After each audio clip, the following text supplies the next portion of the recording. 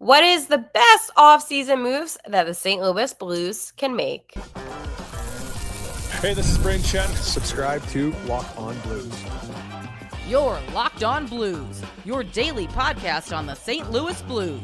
Part of the Locked On Podcast Network, your team every day. And welcome back to Locked On Blues and happy Tuesday, June 3rd. I am your host of Locked On Blues, Haley Taylor-Simon, talking to you all things about our St. Louis Blues. On today's episode of Locked On Blues, I'm going to talk to you about the Blues' best off-season course of action. I'm going to talk to you about why the backup goalie position matters, and the draft should result in only one thing, because I feel like it's really important that the Blues specifically draft one position and one position only. We have a lot to get to on Locked On Blues, so let's. When it comes to the offseason, there is no doubt that the Blues should try to attack free agency. This is something that I feel like the St. Louis Blues should be doing just because of the selection and talent that will be involved in free agency. However, I feel like the St. Louis Blues should also try to resign about why he matters. And of course, later in today's episode, I'm going to go into more detail about why that backup position does matter. However, reshaping the defense is a priority. You have to really try to move on from expensive contracts, right? And legitimately have a shutdown defenseman, right? The Blues' defensive core is one of the league's worst expected goals against, and they need to get that help. Justin Faulk is not helping right now. When you look at maybe a phase, you would look at maybe a Matt Roy, right? He would be a potential help in that case. But again, right now, the defense, that is still an issue that the Blues should target. The Blues should also add a top six forward, a really strong winger or center that would help out Robert Thomas and Jordan Kyrou would be a huge benefit to this team. I feel like the Blues could also improve on scoring. They can't really depend fully on Kyrou. Maybe, again, you could trade a defensive piece like a Leddy, a Justin Faulk for a young forward. Again, these are all potential options that the Blues can make. Also, you need to think, will the Blues be able to win now? Or will they be able to win in 2 to 3 years from now? If it's later, maybe guys like Brandon Saw, I know they traded him, but guys like him. So maybe we can even say a Bushi, because I feel like Bushi is showing more traits towards him. And in my notes, I have that. I said guys like a Brandon Saad, guys that have a lot of, let's say for better words, respect around the league. Show that they could play in high leverage games, but maybe are better suited on a team that needs more veteran experience. That would be my best solution. Also, again, you need to make that core, that younger core, well known. Not just well known to the organization, but well known to the players. I mean, are you trying to build around a Robert Thomas, a Jordan Kyrou, a Zach Bolduc, a Jake Neighbors? What are you trying to do? Also, there is a lot of guys, younger wise, that you could utilize, like Dvorsky, Bolduc. Hey, even a Jake Neighbors, right? Because right now, I feel like, I don't know, maybe those guys could be beneficial and they could provide a lot more, right? So again, I am somebody that feels like right now, when you look at the defense, Nick Leddy, it also weighs down the blue line. And I wouldn't be against trading. Trading is really important too sometimes. And it's funny. We look sometimes at players, and I know that this is a little bit unattainable, like a Trevor Zegras, who was on the Anaheim Ducks right now. Seems unattainable, but could you imagine the impact that a player like him would have on the team? And I feel like for me personally, I feel like right now, with the blue line being one of the biggest weaknesses all season, you can't necessarily run it back with Leddy and Faulk and company. And whether it's a trade, you need a true shutdown defenseman. And that is why I think that is the one move this offseason that you cannot go wrong with.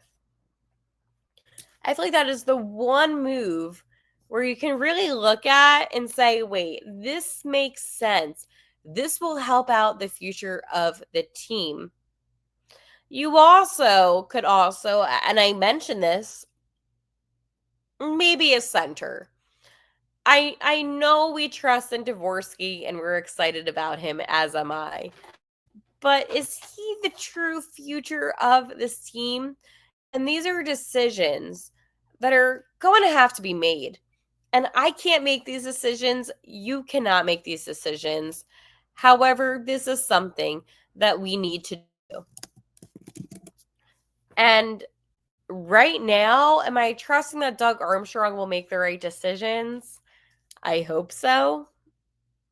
But you also need to reevaluate, just in general, about some of the players that have been here. And I get nervous because I feel like sometimes when I'm talking about a player like a Justin Faulk or a Nick Leddy, that people are so quick to judge and they've said, hail, they've been here, they're a big part of this team in the locker room. But I really believe, in my opinion, that while locker room matters, it change the outcome of the season. And again, when you think of maybe a potential trade idea, let's say you trade Bushi. You could get a first round pick, maybe Carolina, the Islanders, the Avalanche. And right now he's playing very good hockey. He's productive. But at the same time, the Blues may not be the best team for him, which is why you should still consider trading for another option. I also think that you could package up the draft picks. I talked about this prior. I talked about the fact that I think the Blues may not have their 19th overall, because I think that you could package that in a trade, whether that's a trade that includes a Nick Leddy, a Justin Faulk, so be it. But I think you can package it and get something much better out of it. I also think, too, when it comes to the youth of this team, we have talked about guys, right? Like a Zach Bolduc, a Dvorsky. But I also think that sometimes maybe to touch on a little bit of the Jake Neighbors situation. We talk about Jake Neighbors time to time, but I don't think we talk about him enough. Jake is a very underrated player. And while he hasn't had the best seasons, I still believe there is a lot of potential with Jake Neighbors. So, no. You're not going to want to get rid of a Jake Neighbors.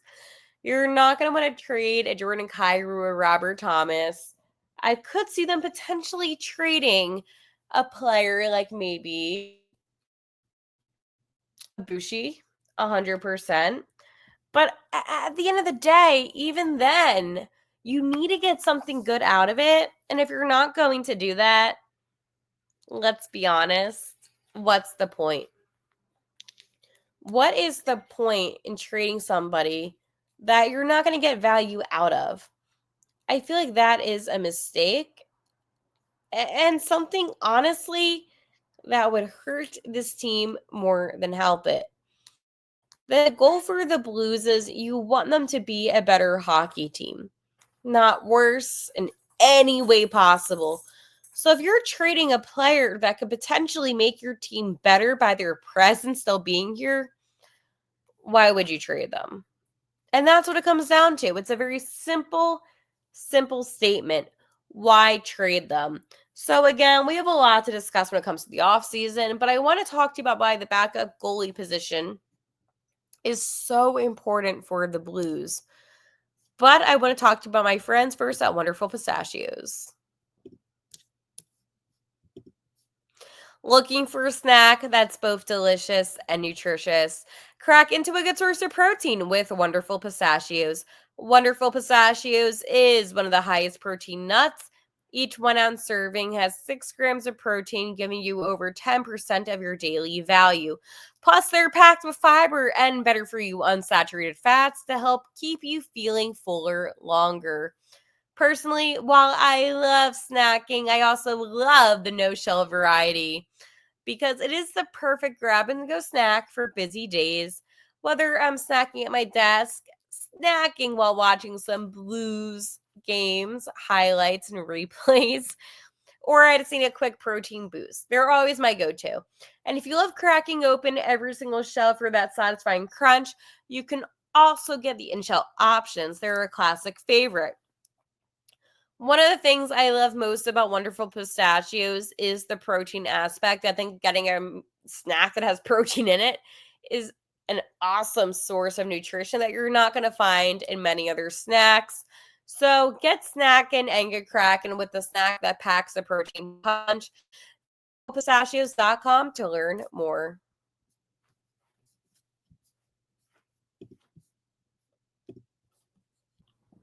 So one thing that I think that we need to have a conversation on is why the backup goalie position is so important and why this has been a big talking point of the podcast.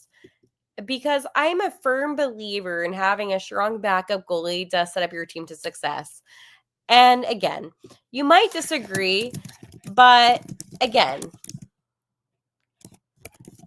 I just feel like it just sets up a cushion in a sense. If something happens to Jordan Bennington, and people have talked about this to me numerous times, right? I've seen your comments, I've seen you're concerned. If something happens to Jordan Bennington, who will be there, the backup goalie? Now, do I trust Colton Ellis? I do, but at the same time, I feel like Joel Hofer is extremely, extremely more focused when it comes to his reflexes and just his view on the game. And again, goaltending is now like a two-man job. I mean, if you think about it, the days of a goalie playing 65 plus games are basically over. And the most successful teams have a 1A, 1B system, giving the backup at least 25 to 35 starts, which is really important. It keeps your starting goalie fresh for the playoffs, and it helps them avoid injuries and burnouts. And again, injuries happen a lot. Goalies are usually prone to those lower body injuries. And again, you cannot count all of your marbles on your starting goalie being healthy and okay, period. You can't do that. You're being foolish. And if your starting goalie faces an issue, you need your backup to be able to hold down the fort, right? And for me personally, I feel like, again, Joel Hofer is that guy. And for the Blues, at least, why wouldn't he be that guy, right? It also helps too internally. So again, for instance, for the Blues, Joel Hofer is the backup, but again, in a couple years, he could be the starter depending on how things go. So it helps out with the future of the team and kind of navigating where the Blues will end up going. So that to me is important. It also builds some competition, right? I mean, I know that we don't like to talk about it all the time, but I'm sure with, with Joel Hofer playing very well, it does motivate Binnington to play, even better. So again, that competition between the two guys does help. And the team also plays, and this is an interesting one too, differently based on who's in net. I feel like when Joel Hofer's in net, from what I've observed, right? Again, this is my opinion. I just thought the defense looked a lot better. And I think it's because they know with Binnington in net, they're able to kind of not like relax, but they can kind of trust that he's going to make some saves that maybe Joel wouldn't be able to make just yet. You also need to look at a guy that's going to be good for the budget. And this is where the cap management aspect comes into play. And again, with Joel Hofer being an RFA, I personally would extend him. I don't think there's any reason not to. And I'm kind of confused, if we're being honest, why the Blues haven't done so yet. I feel like that is the best decision for this team. And with them not doing that, it just makes me kind of wonder what the direction this team is going in, because I really value that backup position. Because to me, a backup position isn't just a backup position. It's a position where you have your starting goalie that you expect to start most of the games, and then you have the guy that comes in and helps basically for those games that your main goalie isn't in, but it also helps establish, again, consistency with the defense. Can the defense play the same way that they do in front of Binnington versus Hofer? And that's what you want. You want consistency because, again, at any given moment, your starting goalie could face injury, which I've talked about. And with the Blues, that's what makes me nervous, is that I see this defense playing so much better with Jordan Binnington, but not so much Joel Hofer. And it just makes me wonder, why is that so? And if this team can just play consistent through it all, I think this team would be able to pick up a couple more wins in a season. I do, okay? I'll say it. I do. I believe that. My opinion. Again, it is what it is.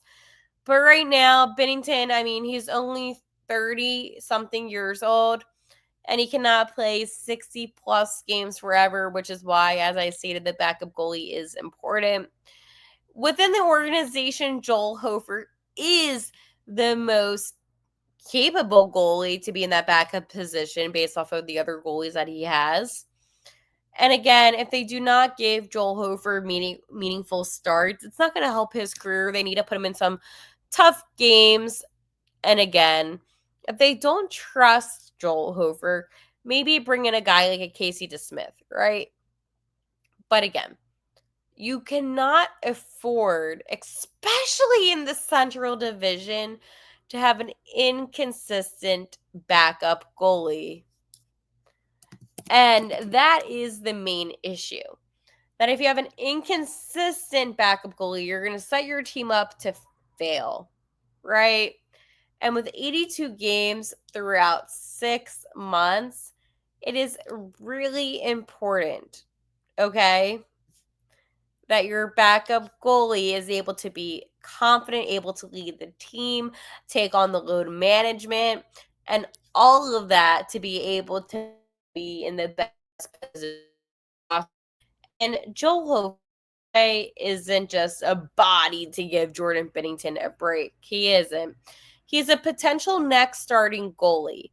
And the only way to really develop him is to just play him more and see how he does. I also think, too, that backup goalies, they usually cost under a little bit more, a little bit less, depends actually, $2 million AAV. And if you have a goalie that can win you 50, maybe more games, that's a massive return on their value. So again, a good backup goalie can still use some games, have some good wins, but again, it's all about who you're getting. If you're getting somebody unreliable, that's not guaranteed, right? And of course, the what ifs. What if Binnington gets injured? What if there's a slump going on? What if your starting goalie wants to have a little bit of rest before the playoffs? You can't just hope that someone's going to step up from the AHL, and that's the other situation.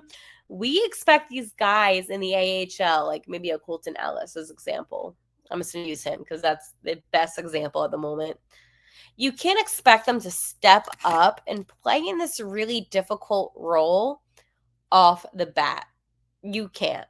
And you already know what you're getting out of Joel Hofer. So again, I just don't understand why you wouldn't just use Hofer and extend him. But again, the Blues right now, it's a little bit of a frustrating situation. And I don't know. I'm just very frustrated for the Blues. I do want to let you know, however, to make sure to subscribe to Locked On Blues here on YouTube at Locked On Blues. or on Twitter at Locked On Blues, and where you get your podcasts, your video format, which again you can find here on YouTube or anything like that. It really helps out my channel and me, and I love talking to all of my everydayers about the Blues, and we have a lot of fun here on this podcast. When it comes to the 2025 draft, it's a huge opportunity for the St. Louis Blues to continue their retooling while building a long-term core.